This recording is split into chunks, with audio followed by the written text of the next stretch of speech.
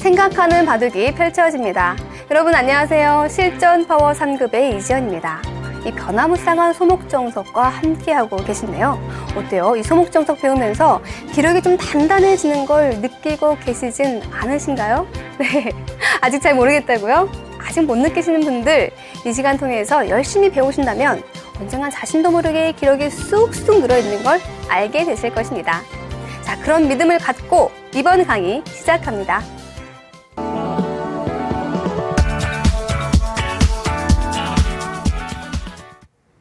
이번에는 바깥쪽에서 붙이고 느는 정석 살펴보겠습니다. 자, 이렇게 바깥쪽 붙이고 젖혔을 때 느는 정석. 자, 이 정석이라면은 흙은 배석에 따라서 실리 그리고 세력으로 가겠다라는 정석입니다. 자, 이에 대응하는 백으로서는 첫 번째 호구, 그리고 있는, 그리고 위에서 빠지는 수, 이런 세 가지 대응법으로 나뉘어집니다. 자, 먼저 호구하는 정석부터 살펴보겠습니다. 자, 이렇게 호구를 치는 것은 모양이 단단하죠. 이때 흙으로서는 실리 그리고 세력의 정석으로 나눌 수가 있는데요. 자, 실리를 먼저 원한다면 이 삼선 쪽 밑으로 붙여가는 수가 정수입니다. 자, 바깥쪽 젖히고 밑으로 빠지는 수가 또 좋은 수인데요. 이때 나중에라도 이렇게 패를 하는 것은 백으로서는 되지 않습니다. 두 점을 잡자고 해도 꼬부리는 수가 좋은 수로 패 형태가 좀 무리가 되지요. 백으로서는 잘 안 되는 패입니다. 이렇게 패하는 수는 거의 없다고 봐야 하는데요. 때문에 흙은 이 안쪽으로 빠지는 것이 아니라 밑으로 빠져서 좀 더 실리를 차지하고 이후에 끝내기까지 살피게 됩니다. 그래서 붙이고 빠지는 수가 좋고요. 다음에 중앙으로 한 칸을 뛰는 수, 그리고 흙도 한 칸 또는 두 칸으로 이 변 쪽으로 진출을 하게 되면 정석이 완성이 됩니다. 자, 이렇게 마지막에 변으로 나가는 정석 등이 굉장히 많은데요. 이 수는 절대점입니다. 간단히 봐서 변 쪽으로 이렇게 막히는 것은 이 발전을 막았기 때문에 굉장히 중요하고요. 또 지금 같은 장면이라면은 이렇게 호구라는 수가 또 좋습니다. 나가자고 해도 묘수가 나타나죠. 이렇게 끊는 수가 성립을 합니다. 자, 어떤 수가 보이죠? 단수 치고 빠져서 두 점이 죽는 수가 보이죠?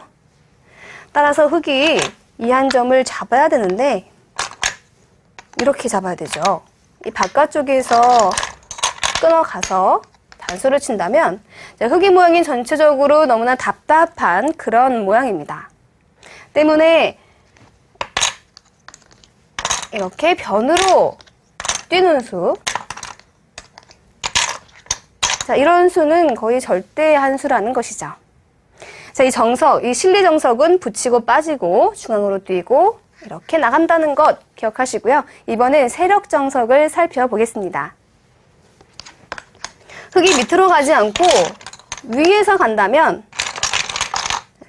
쌍방간에 두텀을 갖는 그런 정석이 됩니다. 자, 젖히고 2단 젖히는 수가 중요한데요. 이럴 때 그냥 느는 것은 나약하죠.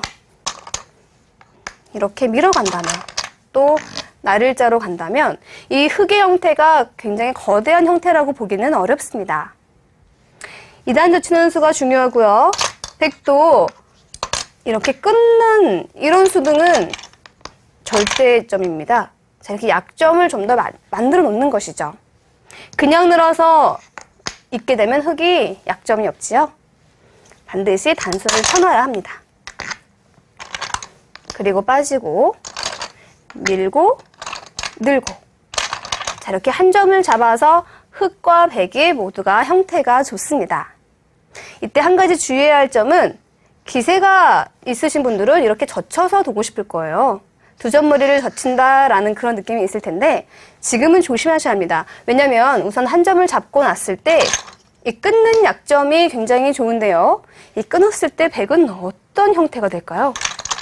자, 만약에 이렇게 늘어간다면 싸우자고 하는 것은 이쪽으로 붙이는 절대 맥점이 있습니다. 이 수를 꼭 기억하시기 바랍니다. 밑으로 빠지게 되면 빠지는 수가 선수가 되지요. 자, 환격 때문에 이어야 되는데 자, 이때 튼튼하게 막아간다면 이 싸움은 백이 할 수가 없습니다. 자, 또한 빠지는 것이 아니라 이 한 점을 잡자고 하는 것은요. 어떤 수가 좋을까요? 자, 가만히 밑에서 젖혀가는 수가 좋습니다. 이렇게 막는 수는 되지 않죠? 자, 끊어서 바둑이 끝이 납니다. 자, 그렇다고 이쪽으로 이어볼까요? 이 수는 이렇게 끊고 단수를 치더라도 자, 형태가 단번에 무너져 버렸습니다. 또 자, 이 한 점을 끊어서 뭔가 좀 살아보자 라고 해도 늘고 자, 이어야겠죠? 이 한 점을 단수치고 늘 때 넘어가는 수가 선수네요. 자, 이렇게 당할 수는 없겠지요. 그래서 이 형태에서는 자, 이 옆으로 흙에 붙이는 수, 이어서 가만히 젖히는 수가 연타의 급소로 백이 모양이 무너지게 됩니다. 따라서 흙에 이 끊는 수, 이 수가 굉장히 무서운 수가 되고요. 백으로서는 이 약점이 좀 무섭기 때문에 가만히 늘어놓는 수가 정수가 됩니다. 그리고 흙이 한 점을 잡지요. 자, 이 정석은 보통 언제 사용할까요? 아마도 백이 이곳에 돌이 있어야 되고요. 흙도 이 근처 어딘가에 돌이 있어서 두터운 모양을 만들고 싶을 때 이렇게 정석을 둘 수가 있습니다. 자, 백도 마찬가지죠. 만약에 흙돌이 이렇게 와 있는데 호구 쳐서 이 정석을 만들어 버린다면 백이 좋을까요? 좋지 않겠죠? 자, 때문에 이렇게 호구할 때는 백도 모양이 커져서 괜찮을 때, 커졌을 때 자신도 만족할 때, 그럴 때 호구 치는 정석을 둘 수가 있습니다. 자, 이번에는 꽉 있는 정석을 살펴보겠습니다. 이번엔 꽉 있는 정석을 살펴보겠습니다. 자, 꽉 있는 것은 아까 이 호구 형태보다 좀 더 둔탁하지만 또 좀 더 힘을 갖고 있습니다. 자, 만약에 이었을 때 위에서 젖혀서 아까 이렇게 젖히는 정석을 봤는데요. 흙이 똑같이 둔다면 어떤 차이가 있을까요? 자, 여기까지는 똑같겠지요.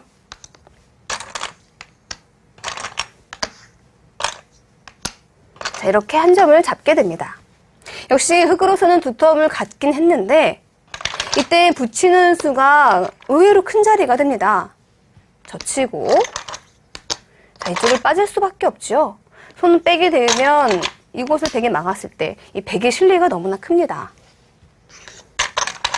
자, 빠지고 이 백도 적당히 어디론가 벌려갈 텐데 이 형태는 백도 상당히 좋습니다. 자, 그러면 아까 이렇게 했을 때 붙이는 것은 어떻죠? 만약에 흙이 젖혀가게 되면은 똑같지 않습니까? 라고 물어올 텐데요. 지금 붙이는 것은요. 있고 이 형태와는 좀 다릅니다. 여러분들이 꼭 기억하셔야 되는데요. 자, 이었을 때는 붙이는 것이 가능하고 호구 칠 때는 붙였을 때 이 화점으로 두는 수가 좋습니다. 자, 이 돌이 지금 없지요? 막아야 하는데 단수를 할 수가 있고요. 그리고 밑으로 빠지는 수가 성립을 합니다. 백은 막을 수밖에 없고요.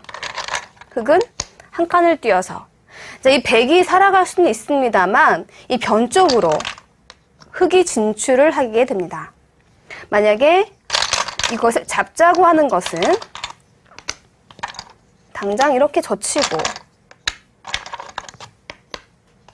자, 꽉 이었을 때 어떻습니까? 더 이상 응수가 없습니다. 따라서 이 교환을 하고 나서 흙이 한 칸을 뛰게 되면 백도 잡을 수밖에 없고요.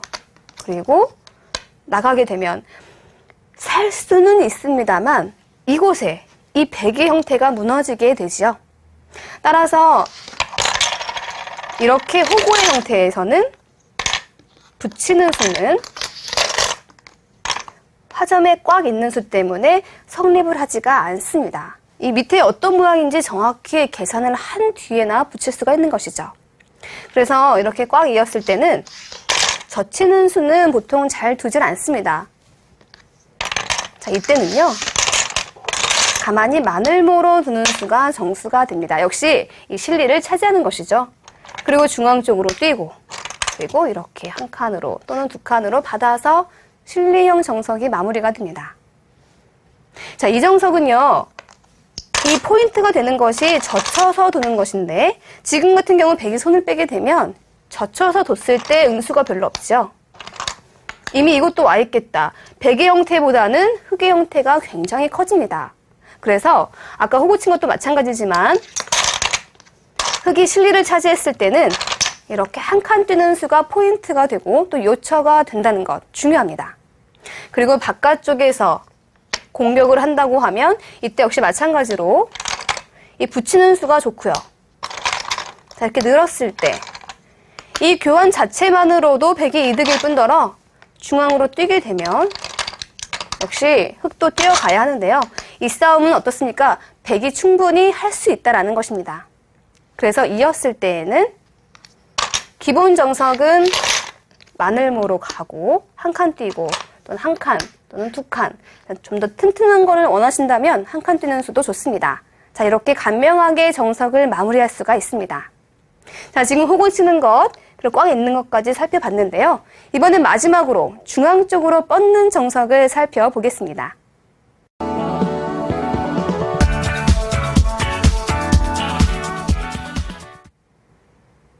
이번엔 백의 마지막 응수법이죠. 중앙으로 힘차게 뻗는 정석 살펴보겠습니다.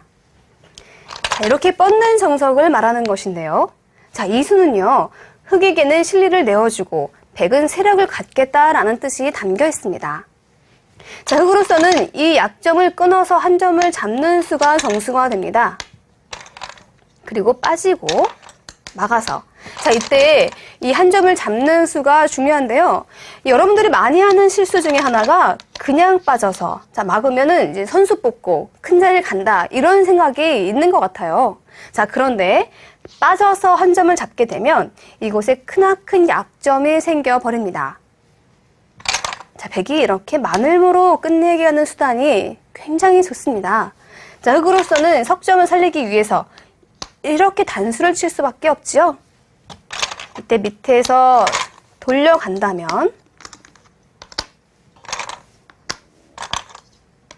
이렇게 호구를 쳐서 흙이 애초에 기대했던 실리는 전부 다 사라졌습니다.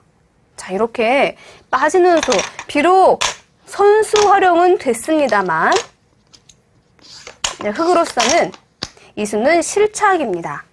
때문에 이때에는요, 이렇게 마늘모로 잡는 수가 좋습니다.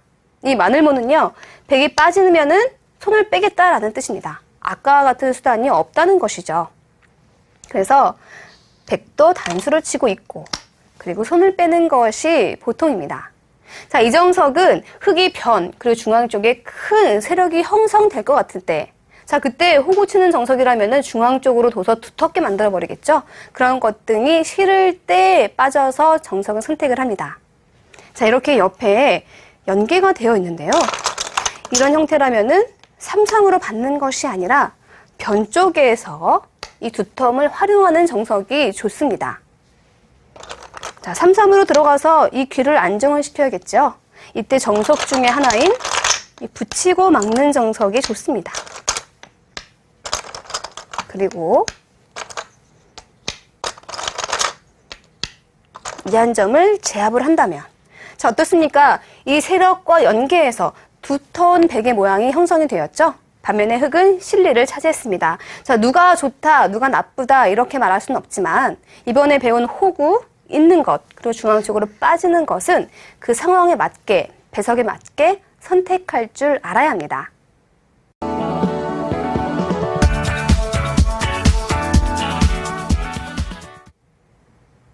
이번 시간 바깥쪽으로 붙이고 느는 정석을 살펴봤습니다.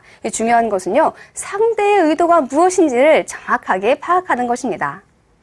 자, 이때 호구하는 것, 있는 것, 빠지는 세 가지 정석을 우리가 배웠는데요. 자, 특징이 있습니다. 이 호구하는 것은 상대가 큰 모양을 가져도 괜찮을 때, 그럴 때 둘 수가 있겠고요. 자, 있는 것은 자, 이렇게 되는데요. 상대의 큰 모양을 견제하면서 이 중앙 쪽에 뜻을 두고 있습니다. 그리고 중앙 쪽으로 빠지는 것은 자, 상대의 이 세력도 견제하지만 무엇보다도 내가 세력을 갖고 싶을 때, 두터운 바둑을 두고 싶을 때 이 정석을 사용할 수가 있습니다. 이 세 가지 모두 각각 목적에 맞게 잘 사용하시길 바랍니다. 자, 이번 시간 붙이고 느는 정석 살펴봤습니다. 이것으로 해서 이 한 칸 걸침에 대해서 평범하게 받는 정석은 끝이 났습니다.